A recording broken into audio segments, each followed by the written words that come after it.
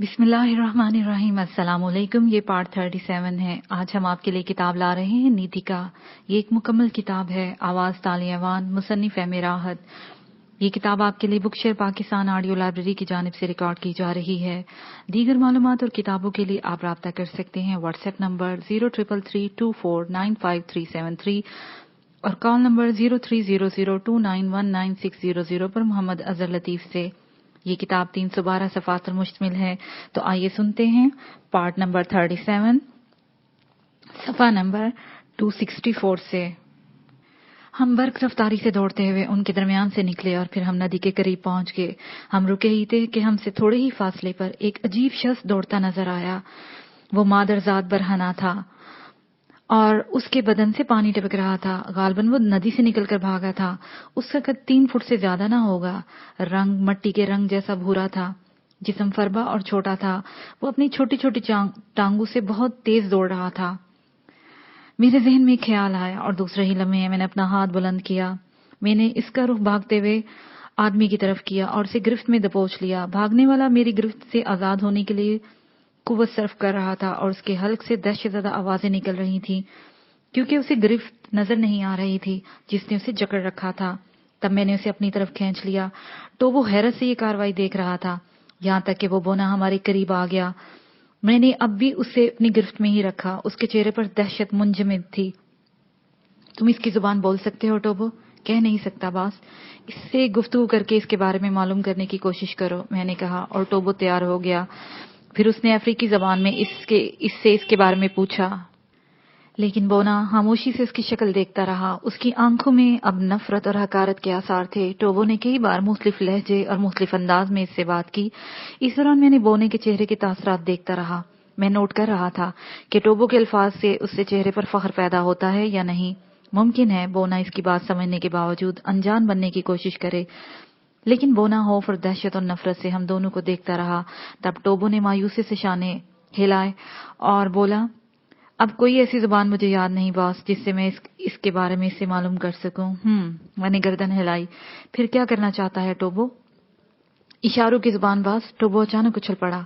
ओह हाँ, मैंने कहा और फिर मैंने बोने की तरफ मुतवज्जा हो गया। लेकिन अचानक मैंने फजा में एक अजीब किस्म की बू महसूस की। हवा के झोंके आ गए थे, लेकिन ऐसा ही लगा था जैसे जहन्नुम से गुजर कर आए हो या करीब ही कहीं जबरदस्त आग लग गई हो। मैंने हैरत से चारों तरफ देखा और अचानक ही बोना इस तरह चीहा जैसे उसे ज़बह कर दिया गया हो। मैं इसकी तरफ मुतवज्जा नहीं था, इसलिए वो मेरी गिरफ्त से निकल गया और वो इतनी तेजी से दौड़कर चट्टान में गायब हो गया कि मैं हैरान रह गया। टोबो भी हवनको की तरह चारों तरफ देख रहा था। गर्म और झुलसा देने वाली हवाओं के झक्कड़ तेज होते जा रहे थे। नहीं नहीं, टोबो ने कपाती हुई आवाज में कहा। क्या हुआ टोबो? बॉस था। टोबो की दहशतनाक आवाज उभरी। क्या?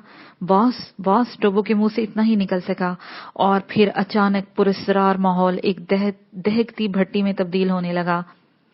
मैंने चारों तरफ देखा। पहाड़ अजीब से अंदाज में चमकने लगे थे और उनसे आग सी निकलने लगी थी। जो होगा देखा जाएगा टोबो, फिक्रमंद होने की जरूरत नहीं, मैंने बामुश्किल आवाज निकाली। वो डूबते जहन में एक और ख्याल आया। तब मैंने टोबो का हाथ पकड़ा। आओ टोबो, कोशिश करो भागने की। कहाँ बॉस? टोबो ने पूछा। नदी पर मुमकिन है पानी में कूद कर। मैंने मुंह बंद कर लिया। टोबो भी हतुल इम्कान मेरे साथ भागने की कोशिश कर रहा था। दर हकीकत ये दुनिया की सबसे भयानक सिचुएशन थी। सोचने समझने की सारी सलाहियतें अब खत्म हो गई थीं। हाथों में पकड़ी हुई बंदूकें संभालने का ख्याल किसे आता। हमने इत्मीनान से इन्हें फेंक दिया और न जाने किस तरह नदी के करीब पहुंच गए। लेकिन नदी के किनारे पहुंचकर हमारे हवास जवाब दे गए। बहता पानी भी खोलता हुआ समुंदर बना हुआ था। इसमें से तेज बाब बुलंद हो रही थी और बुलबुले उठ रहे थे। एक तेज सनसनाहट फजा में फैली हुई थी और ये आखिरी एहसास था। उसके बाद एहसास जवाब दे गए और हम नदी के किनारे ही जमीन पर गिरे मौत के इंतजार में थे, जो अब सिर्फ चंद साथ ही दूर थी। लेकिन इंसान तो अपनी मौत पर भी कादर नहीं है। जब दिल चाहता है आती है, नहीं चाहता नहीं आती। ठोकर लग जाती है, मर जाता है। राह चलती मर जाता है। कुर्सी पर बैठा बैठा इंसान मर जाता है। बिस्तर पर बैठा भी मर जाता है। लेकिन कभी कभार कुएं में गिरकर भी नहीं मरता, आग में गिरकर भी नहीं मरता, पानी में डूबता है नहीं मरता। चनाचा ये सब इंसान के बस में नहीं है। ہمارے بس میں بھی نہیں تھا، چنانچہ ہم بھی نہیں مر سکے۔ ٹوبو کو اور مجھے ایک ساتھ ہی ہوش آیا۔ بدن کے نیچے کراری زمین تھی، چاروں طرف تاریکی تھی، مکمل تاریکی اور خاموشی۔ کافی دیر کے بعد مجھے اپنے وجود کا احساس ہوا، اور پھر میں نے اپنے بارے میں سوچا اور اپنی حیثیت اور گزرے ہوئے واقعات کو یاد کرنے کی کافی دقت پیش آئی، اور پھر چونک پڑا۔ قدرتی بات تھی، میں نے انتہائی حیران کن انداز میں ہاتھ پاؤں مارے اور ہاتھ ٹوبو کے ہاتھ سے لگا۔ کون؟ میں بول پڑا۔ او میرے خدا! آواز تو باس کی ہے، ٹوبو کی بھرائی ہوئی آواز سنائی دی۔ یہ تم ہو ٹوبو؟ میں نے تاریکی میں ٹوبو کا ہاتھ پکڑ لیا۔ ہاں باس، کیا تم بھی زندہ ہو؟ شاید، میں نے کہا۔ اور میری طرح اندھے ہو چکے ہو؟ ٹوبو نے پھر پوچھا۔ اندھے؟ تو کیا تمہیں نظر آ رہا ہے باس؟ ٹوبو نے گھٹی گھٹی آواز میں کہا۔ کیوں، کیا بات ہے ٹوبو؟ میں تو اندھا ہو چکا باس، ٹوبو بھرائی ہوئی آواز میں بولا۔ نظر تو مجھے بھی کچھ نہیں آ رہا ٹوبو، مگر یہ تاریکی بھی ہو سکتی ہے۔ تاریکی؟ ٹوبو اچھل پڑا۔ ارے ہاں، یہ تاریکی بھی تو ہو سکتی ہے، مگر دریا کے کنارے اتنی گہری رات سمجھ میں نہیں آتی۔ ٹوبو، میں نے سرسراتی آواز میں کہا۔ یس باس، کیا تجھے سب کچھ یاد آ گیا ہے؟ اچھی طرح۔ تب دریا کہاں ہے ٹوبو؟ کیا ہم اندھے ہونے کے ساتھ ساتھ بہرے بھی ہو گئے ہیں کہ پانی کے بہنے کی آوازیں نہیں سن سکتے؟ میں نے کہا، اور ٹوبو خاموش ہو گیا۔ وہ اپنے حواس بحال کرنے میں کوشاں تھا، اور کئی منٹ تک اس کے منہ سے کوئی آواز نہ نکل سکی۔ ٹوبو، میں نے اسے مخاطب کیا۔ ہاں ہاں باس، سوری، میں کچھ سوچنے لگا تھا۔ کیا سوچ رہے تھے ٹوبو؟ تم ٹھیک کہہ رہے تھے باس، ہم دریا کے کنارے نہیں ہیں، اور گویا اس جگہ پر نہیں ہیں جہاں ہمارے حواس جواب دے گئے تھے۔ ہاں، تم نے ٹھیک کہا۔ تو پھر یہ کون سی جگہ ہو سکتی ہے؟ یہ کوئی زیر زمین سوراخ ہے، ٹوبو نے پورے پرسکون انداز میں کہا، اور میرے بدن میں عجیب سی سنسنی دوڑ گئی۔ سچی بات تھی، یہ ممکن تھا، لیکن میں کچھ منٹ تک بول نہ سکا۔ اپنی اس کیفیت کا جائزہ لے رہا تھا، جسم میں کوئی خاص نکاہت نہیں محسوس ہو رہی تھی، نہ ہی کوئی تکلیف تھی۔ تمہیں یقین ہے ٹوبو؟ میں نے کہا، یقین کر لے باس۔ او تب اٹھو، میں نے اس کا ہاتھ دبایا، اور ٹوبو بھی کھڑا ہو گیا۔ جس جگہ ہم تھے وہ بہرحال اتنی کشادہ ضرور تھی کہ ہم کھڑے ہو سکتے تھے۔ اس کے بعد ٹوبو نے قرب و جوار کا جائزہ لیا، لیکن ہمارے ہاتھ تو ہلا میں ہی جھول کے رہ گئے۔ اس کا مطلب تھا کہ جگہ کافی کشادہ ہے۔ پھر میں اور ٹوبو ہاتھ پکڑ کر ایک طرف چلنے لگے۔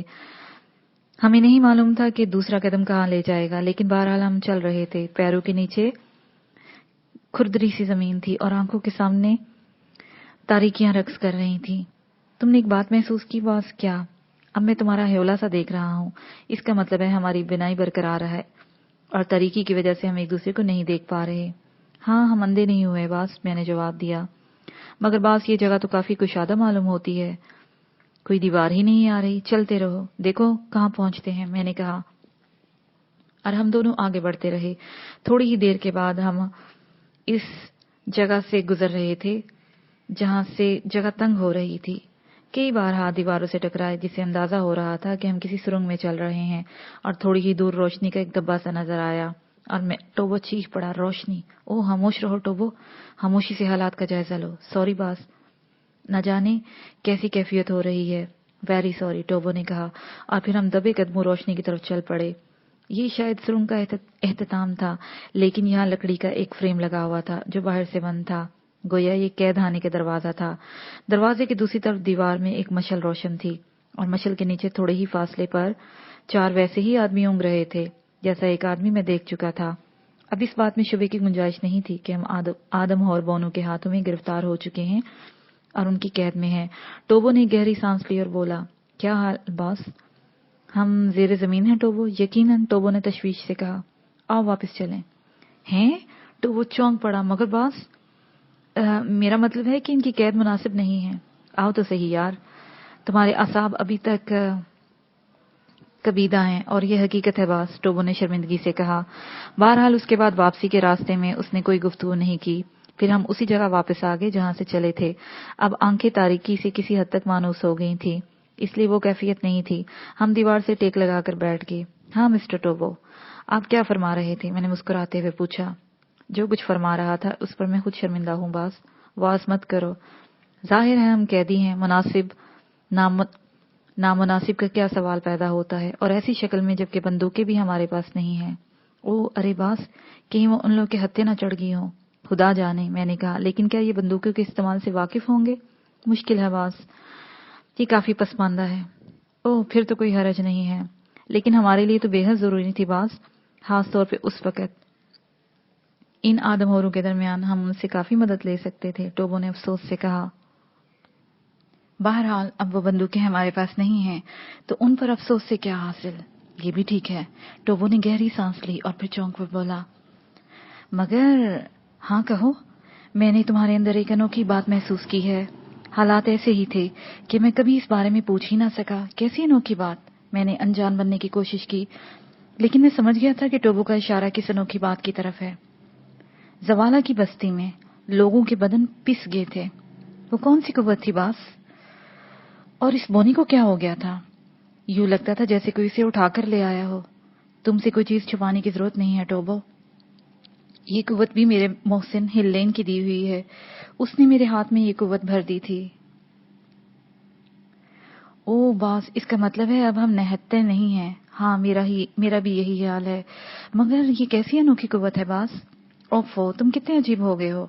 ٹوبو کا ذہن تیزی سے پلٹا اور پھر مسکرا کر بولا، تب تو ہم توپو سے خوب نبٹ لیں گے۔ یقیناً خوف کی کوئی بات نہیں ہے۔ او، پھر یہ بات تو ان کے لیے بہت عجیب ہوگی۔ ہاں، بہرحال تم نے دیکھا باس، بوستا کے بارے میں میری معلومات غلط نہیں تھیں۔ ہاں نہیں، لیکن بھیانک منظر تھا۔ ہم کیسے زندہ بچ کے پاس؟ ویسے باہر موسم ٹھیک ہو گیا ہوگا، ورنہ یہ لوگ ہمیں اٹھا کر کیسے لاتے؟ ہاں، سورج ڈھلنے کے بعد موسم بدل گیا ہوگا، میں نے کہا۔ میں سوچ رہا ہوں، بلکہ میرا ذہن اب اس پارٹی میں الجھ گیا ہے جن کے ہاتھوں گرفتار ہوئی تھی۔ نہ جانے ان کے ساتھ کیا سلوک کیا گیا۔ حالانکہ کچھ وقت پہلے خود ہماری ہی زندگی کی کوئی امید نہیں تھی، لیکن بہرحال میں ان لوگوں کو فراموش نہیں کر سکا۔ نہ جانے کیوں رہ رہے کہ ان کا خیال آ رہا ہے۔ اب کیا پروگرام ہے پاس؟ رات ہو گئی ہے ٹوبو، اور پھر جو کیفیت ہے اس کے تحت آرام کرنا ضروری ہے۔ رات گزارو، دن کی روشنی میں سوچیں گے۔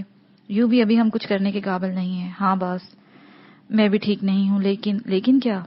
بس ان لوگوں کا خیال آتا ہے جو بیچارے ان کے ہاتھوں پھنس گئے۔ بہرحال اگر موقع ملا تو ہم ان کی مدد ضرور کریں گے ٹوبو، یقیناً۔ پھر میں نے کھردری زمین پر لیٹ گیا۔ ہماری بخت تھی کہ ان خوفناک حالات میں بھی اس قدر پرسکون تھے، ورنہ کوئی دوسرا ہوتا تو اس کے حواس بحال رکھنا مشکل ہوتا۔ نیند بھی خوب آئی۔ نہ جانے کیا بات تھی، تھوڑی دیر کے بعد ہی ہم بے خبر ہو گئے اور نہ جانے کب تک سوتے رہے۔ ہماری آنکھ کھلی تو ایک احساس ضرور تھا، یہ کہ نہ جانے ہم کتنی گہرائیوں میں تھے، لیکن یہاں بھی وقت کا تعین ہو سکتا تھا۔ اس وقت مناسب روشنی تھی جس سے اس بات کا احساس ہوتا تھا کہ بہرحال ان لوگوں نے زندہ رہنے کے انتظامات تو کیے ہوں گے، ہوا اور روشنی کے۔ میں نے ٹوبو کی طرف دیکھا، ٹوبو سو رہا تھا۔ میں نے اسے جگا دیا اور وہ چونک کر اٹھ بیٹھا۔ میں نے چاروں طرف دیکھ کر ایک گہری سانس لی۔ او باس، یہ نیند بھی کیا عجیب شے ہوتی ہے۔ آرام سے سوئے؟ میں نے مسکراہٹ سے پوچھا۔ نہایت آرام سے، ٹوبو بھی مسکرا دیا۔ صبح ہو چکی ہے۔ ہاں، احساس ہو رہا ہے باس۔ ممکن ہے ہم زیادہ گہرائیوں میں نہ ہوں۔ ابھی کیا کہا جا سکتا ہے باس؟ ویسے یہ وحشی اخلاقیات سے تو واقف نہیں ہوں گے، میرا مطلب ہے ناشتہ وغیرہ۔ مشکل ہے باس، ٹوبو گردن گھماتے ہوئے بولا۔ او، اس کا مطلب ہے کہ وہ بیچارے جو 2 دن سے بھوکے ہوں گے؟ پتہ نہیں باس، ابھی ہوں گے بھی کہ نہیں ہوں گے، کیا مطلب؟ ممکن ہے اب وہ بھوک سے بے نیاز ہو چکے ہوں، ٹوبو نے کہا، اور میرے بدن میں گرم لہریں دوڑ گئیں۔ ایک شدید اذیت کا احساس ہوا تھا۔ نہیں ٹوبو، ایسا مت کہو، ایسی بے دردی سے ان کے بارے میں ایسی بات مت کہو۔ سوری باس، ٹوبو شرمندگی سے بولا۔ آؤ، اب انتظار بیکار ہے، کچھ کریں، میں نے کہا، اور ٹوبو بھی اٹھ کھڑا ہوا۔ لیکن سرنگ کے آخری سرے پر ابھی ہم پہنچے بھی نہیں تھے کہ دوسری طرف سے بے شمار آدم اور وحشی آتے نظر آئے۔ میں نے کہا، دیکھنا چاہیے کہ وہ ہمارے ساتھ کیا سلوک کرتے ہیں۔ وہ سب ہمارے گرد پھیل گئے، ان کے پاس ہتھیار موجود تھے، لیکن نہایت ہی ناقص پتھر اور لکڑی کے ہتھیار جو صرف پھینک کر مارے جا سکتے تھے یا پھر قریب سے۔ ویسے ان کی تعداد ان کی قوت تھی۔ وحشیانہ انداز میں مسکراتے اور کہتے لگاتے ہوئے وہ ہمارے چاروں طرف پھیل گئے اور پھر وہ ہمیں آگے دھکیلنے لگے۔ سنگ کا دروازہ کھل چکا تھا، ہم خاموشی سے باہر نکل آئے، لیکن وہ تو ہمارے بدن کو ٹٹول ٹٹول کر دیکھ رہے تھے، گوشت کا اندازہ کر رہے تھے۔ میں نے بھی خاموشی اختیار کی تھی اور آپس میں باتیں بھی کر رہے تھے، لیکن میرا خیال تھا کہ ٹوبو ان کی ذہن نہیں سمجھ پا رہا تھا۔ ٹوبو کوئی اندازہ لگا سکے؟ نہیں باس، سالوں کی زبان میرے لیے اجنبی ہے۔ دیکھتے ہیں یہ ہمیں کہاں لے جا رہے ہیں، میں نے کہا۔ ٹوبو خاموش تھا۔ वैशी हमारे आगे चल रहे थे और हम सुरंगों से काफी आगे जा रहे थे। कभी गहराइयों में जाते, कभी बुलंदियों की तरफ, और फिर हम एक अनोखी जगह पहुंच गए। ये एक बंद प्याले नुमा जगह थी, जैसे ऊद प्याले एक दूसरे के ऊपर रख दिए गए हों। वहां कुछ लोग बंधे हुए नजर आ रहे थे और कुछ जमीन पर पड़े हुए थे। और अचानक मैं एक शक्ल को पहचान गया। मेरे बदन के सारे रोंगटे खड़े हो गए। मैंने चारों तरफ देखा और दूसरे लोगों को पहचानने की कोशिश करने लगा। मैं जिस शक्ल को पहचाना था वो कर्नल डिक्सन था। मैंने वैश्यों का हिसार तोड़ दिया और दौड़ता हुआ कर्नल डिक्सन के पास पहुंच गया। डिक्सन बुरी तरह खामोश था। कर्नल, मैंने उसे झंझोड़ते हुए कहा। उसने आंखें फाड़ दी, मुझे घूरने लगा। बड़ी मुश्किल से उसने पहचाना और फिर कमजोर सी आवाज उभरी, तुम सरफराज? हाँ कर्नल। ओ सरफराज बेटे, तुम भी? नवाब फिरोजुद्दीन ने कहा। मैंने हिज़यानी अंदाज में उन्हें देखा। नवाब फिरोजुद्दीन कहाँ हैं? वो अब हमारे साथ नहीं है। क्या? मैं सन्नाटे में आ गया। क्या हुआ इन्हें कर्नल? लंबी कहानी है सरफराज। क्या करोगे सुनकर? अब क्या फायदा? कर्नल डिक्सन ने मायूस लहजे में कहा। जिंदा हैं भी या नहीं? मैंने पूछा। हाँ, जब हमसे जुदा हुए थे तो जिंदा थे। और कौसर, फिरोज की बेटी? हाँ, वो भी जिंदा है। तो क्या यहाँ वो आपके साथ नहीं आए? नहीं, कर्नल डिक्सन ने जवाब दिया। ओह, मैंने गहरी सांस ली। मेरी हालत संभल गई थी। नवाब फिरोजुद्दीन जिस हाल में भी होंगे, बहरहाल इन आदम और कबीलों के कब्जे में नहीं आए थे। वैश्यों ने मजीद कोई कदम नहीं उठाया। शायद वो हमें यहीं पहुंचाने के लिए ही आए थे। चंद मिनट के बाद वो वहां से चले गए, गोया ये प्याला हमारा कैदखाना था। तब मैंने कर्नल डिक्सन की तरफ देखा, फिर दूसरे लोगों की तरफ। सब शक्लें जानी पहचानी थी। एंजेला भी इनमें शामिल थी। जमीन पर लेटी हुई थी और उसकी आंखें भी बंद थी। दूसरे चंद लोग भी नीम मुर्दा हालत में जमीन पर लेटे हुए थे। मैंने एक तवील सांस ली और कर्नल डिक्सन को देखने लगा। भूखे होंगे आप? मैंने कहा। ओ, तुम नहीं जानते सरफराज, तुम नहीं जानते। तुम इन लोगों के चक्कर में कब आ गए? कर्नल डिक्सन ससराती आवाज में बोले। आप लोग परसों रात को कैद हुए थे। मैंने कहा। हाँ, तुम्हें कैसे मालूम? आपने इन लोगों पर फायरिंग की थी। हाँ। क्या तुम इस वक्त आजाद थे? हाँ, मगर अफसोस मैं किसी तरह आपकी मदद नहीं कर सकता था। तुम्हारे दूसरे साथी? आपकी मुराद स्याफामू से है? हाँ, वही तो तुम्हारे साथ थे। ओ, अब सिर्फ टोबो मेरे साथ रह गया है। और बाकी लोग? नहीं, वो हैरियत से हैं। हमने उन्हें उनके कबीले में छोड़ दिया है। लेकिन कर्नल डिक्सन, आपकी और आपके साथियों की ये हालत मेरे लिए हैरत अंगेज है। नवाब फिरोजुद्दीन आपसे क्यों जुदा होंगे? और अभी सिर्फ चंद लोग नजर आ रहे हैं। अहमद अफंदी साहब भी नहीं है। तवील कहानी है सरफराज, सुनोगे? क्या हरज है? आपको कोई एतराज है? नहीं, कर्नल डिक्सन ने फीके लहजे में कहा। लेकिन अब सारी कहानियां बेमुशर्रफ हैं। हम जिंदगी की बाजी हार चुके हैं। ओ कर्नल डिक्सन, आप एक बाहिम्मत इंसान हैं। मैंने कहा। हाँ, लेकिन इसके साथ हकीकत शनास भी। क्या मतलब? ओ देखो, इस कोने में तुम्हें वो कुछ धब्बे दिखाई दे रहे हैं? वो देखो, वो खोपड़ी। जानते हो ये कौन लोग हैं? कर्नल डिक्सन ने एक तरफ इशारा करके कहा और मैं चौंक कर प्याले का कैदखाने के उस कोने की तरफ देखने लगा जिस तरफ कर्नल डिक्सन इशारा कर रहे थे। वो क्या है? मैंने खौफजदा आवाज में पूछा। हार्वर्ड, मैकलीन, गिल्डर और सुबकी, कर्नल डिक्सन पुरस्कार आवाज में बोले। ये चारों हमारे साथ थे। हमारे सामने इन्हें जमीन पर गिराया गया था। उनकी गर्दनें काटकर खून की उछलती हुई दारों के घूंट पिए गए। फिर उनकी गोश्त की बोटियां बोटियां आपस में तकसीम कर ली गई। देखो, उन्होंने अपने तेज दांतों से इन हड्डियों से गोश्त किस तरह साफ कर लिया है। और ये सारा ड्रामा हमारे ही सामने हुआ था। कर्नल डिक्सन ने बताया। मेरी आंखें बंद हो गई थी। क्या खौफनाक तस्वुर था। काफी देर तक मेरे मुंह से एक लफ्ज भी ना निकल सका। इन लोगों के चेहरे पर मुर्दनी छाई थी। जमीन पर गिरी हुई लड़कियां, उन सब की ऐसी हालत। अब मेरी कैफियत बड़ी अच्छी तरह समझ आ गई थी। वैशी आदमखोरों की तरफ से मेरे दिल में बेपनाह नफरत पैदा हो गई थी। मैंने नफरत की निगाहों से इन सब की तरफ देखा। और कुछ अरसे के अंदर हम सब भी इस हालत को पहुंच जाएंगे। हमारी हड्डियों के ढेर भी किसी कोने में पड़े होंगे। चनाचा कहानी सुनने से क्या फायदा? कर्नल डिक्सन ने खोखली आवाज में कहा। ओ मिस्टर डिक्सन, इस तरह हिम्मत ना हारे। मैंने दिलासा दिया। मेरे बच्चे, तुमने वो मंजर नहीं देखा जो मैं देख चुका हूं। इसके बावजूद मैं आपसे इस्तदा करूंगा कि इस कदर हिम्मत ना हारे। जब तक जिंदा हैं, जिंदा रहने की जद्दोजहद करें। कर्नल डिक्सन ने मेरी बात पर तबसरा ना किया, लेकिन उनके चेहरे पर मायूसी का बदस्तूर कायम थी। میری باتوں سے انہیں کوئی تقویت نہیں پہنچی تھی. چند ساتھ میں ان کی طرف دیکھتا رہا. کرنل ڈکسن خاموشی سے ہلا میں گھور رہے تھے. پھر میں نے ٹوبو کو اشارہ کیا اور ٹوبو میرے نزدیک پہنچ گیا. میرا خیال ہے ٹوبو ہمیں کچھ کارروائی کرنی چاہیے ورنہ یہ لوگ بھوکے ہی مر جائیں گے. اب وقت ضائع کرنا بیکار ہے، جو حکم باز ٹوبو نے کہا. کرنل ڈکسن ہماری بات سن رہا تھا. اس نے نگاہیں اٹھا کر ہماری طرف دیکھا اور پھر کمزور آواز میں بولا، کیا کر سکتے ہو تم ان لوگوں کے خلاف؟ یہ چونٹیوں کی طرح بھرے پڑے ہیں. اگر تم ان سے جنگ بھی کرو گے تو کتنوں کو مار سکو گے؟ کرنل ڈکسن، میرا نام سرفراز ہے، میں نے گررائی ہوئی آواز میں کہا. براہ کرم آپ میرے ساتھ تعاون کریں.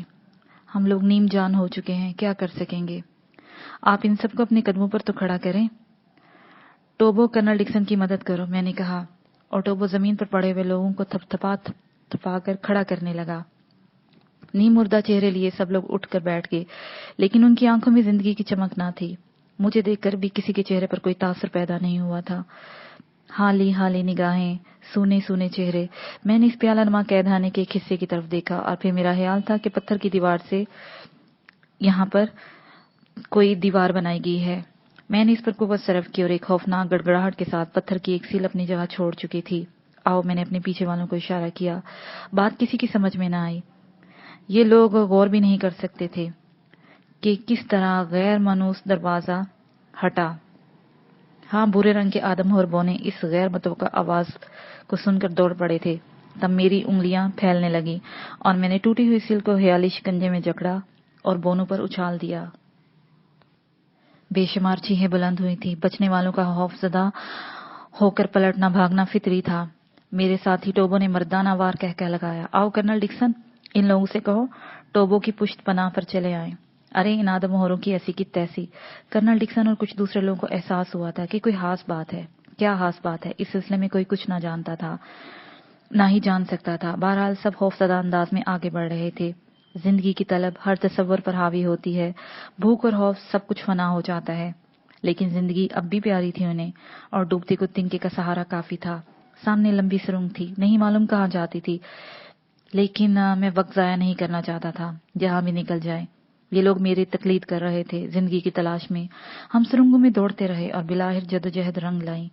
ایک سرنگ کا دہانہ مل گیا. ویسے مجھے حیرت تھی جس قدر آدم اور یہاں آباد تھے. اسے دیکھتے ہوئے تو بہت کم مقابلے پر آئے تھے، لیکن یہ ہم خیالی تھی. بہرحال دشمن بے وقوف نہیں ہوتا. غار کے تنگ دہانے سے ایک ایک کر کے تمام افراد باہر نکل آئے، لیکن چٹانی سراہوں سے نکلنے والے ہم تنہا نہ تھے. چاروں طرف کی چٹانیں انسانیں اگل رہی تھیں، چونٹیوں کی طرح کتارے باندھے. پورے آدم اور باہر نکل کر چاروں طرف پھیلتے جا رہے تھے. جسے جو ہتھیار ملا اٹھا لایا تھا اور ہم سے جنگ پر آمادہ تھا. کرنل ڈکسن اور دوسرے لوگ انہیں دیکھ دیکھ کر دہشت زدہ ہو رہے تھے. ایسے وقت میں اگر ہمارے پاس ہماری ہل لین کی دی ہوئی بندوقیں ہوتی تو کیا ہی عمدہ بات تھی، لیکن بندوقیں تو ہم نے ایسی بدحواسی کے عالم میں پھینکی تھی کہ ان کی جگہ کا تعین بھی نہیں کر سکتے تھے. بہرحال اس وقت مجھے صرف اپنی اسی قوت پر بھروسہ کرنا تھا اور اس قوت کو ایسے انداز میں استعمال کرنا تھا جو بھرپور ہو اور وحشیوں کو پوری طرح خوفزدہ کر دے. لیکن کرنل ڈکسن اور دوسرے لوگوں کے سائے میں شاید یہ نہیں کر سکتا تھا، کیونکہ اس کے بعد ان کو اس سلسلے میں مطمئن کرنا پڑتا، اور ہل لین کے بارے میں کسی کو کچھ نہیں بتانا چاہتا تھا. اس لیے میں ان لوگوں کے سامنے اپنی ایسی قوت کا مظاہرہ نہیں کر سکتا تھا. چنانچہ میں نے ٹوبو کو اشارہ کیا اور ٹوبو میرے اشارے کو سمجھ گیا. اس نے دوسرے لوگوں کو اپنی طرف متوجہ کیا. میں نے خاموشی سے ایک چٹان کے پیچھے کھسک گیا. یہاں سے میں نے ان لوگوں کو ایک بڑے جتھے کو نشانہ بنایا. ان کے نزدیک ایک اونچی چٹان کھڑی تھی. میری پوری توجہ اس چٹان کی طرف ہوگی اور یکا یک چٹان اپنی جگہ سے بلند ہوئی اور ان لوگوں پر جا پڑی. بے شمار وحشی چٹان کے نیچے دب گئے تھے اور دوسرے ہی لمحے میں نے ایک دوسری چٹان اٹھائی اور نہایت سخت قوت صرف کرنی پڑ رہی تھی. وحشیوں میں دہشت پھیل گئی تھی. کرنل ڈکسن اور دوسرے لوگ بھی چاروں طرف نگاہیں دوڑا رہے تھے. میں اس سے پہلے حملے کا بھرپور تاثر چھوڑنا چاہتا تھا. چنانچہ میں ایسی جگہوں کو نشانہ بنا رہا تھا جو ہمارے قریب تھیں، اور بلا شبہ میں اپنی کوشش میں کامیاب ہو گیا تھا. وحشیوں میں دہشت پھیل گئی تھی. وہ دور دور بھاگنے لگے.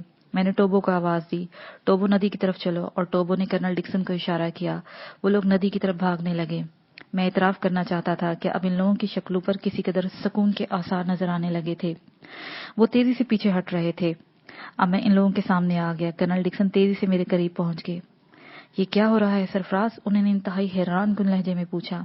آپ پیچھے ہٹیے کرنل، ان لوگوں سے جتنی زیادہ دور نکل سکیں، میں نے کہا، اور کرنل ڈکسن میری ہدایت پر عمل کرنے لگا۔ یوں ہی ہم چٹانوں سے دور ہوتے چلے گئے اور تھوڑی دیر کے بعد ہم کافی دور نکل آئے۔ وحشیوں کی طرف سے کوئی تحریک نہیں ہوئی تھی، وہ دور ہی رہے اور ہم پیچھے ہٹتے رہے۔ لڑکیاں بری طرح نروس تھیں۔ پھر چٹانی سلسلہ ختم ہو گیا اور پھر ہمارے دوڑنے کی رفتار سست ہو گئی۔ لڑکیاں گری پڑ رہی تھیں، ان کی حالت کافی خراب تھی، اب بھی ان کی آنکھوں میں دہشت منجمد تھی، انہیں اپنی زندگی کا یقین ہی نہیں آ رہا تھا، لیکن اب وحشی آدمخور بہت دور رہ گئے تھے اور ان کے نزدیک آنے کے کوئی آثار نظر نہیں آ رہے تھے، اس لیے کافی سکون ہو گیا تھا۔ کرنل ڈکسن تھک کر رک گیا۔ میں اس سے زیادہ نہیں دوڑ سکتا، اس نے کہا، بس تھوڑی دور اور کرنل، اس کے بعد ہم نسبتاً اچھے علاقے میں پہنچ جائیں گے، اب تیز دوڑنے کی ضرورت نہیں ہے۔ اور ہم سست روی سے چلنے لگے۔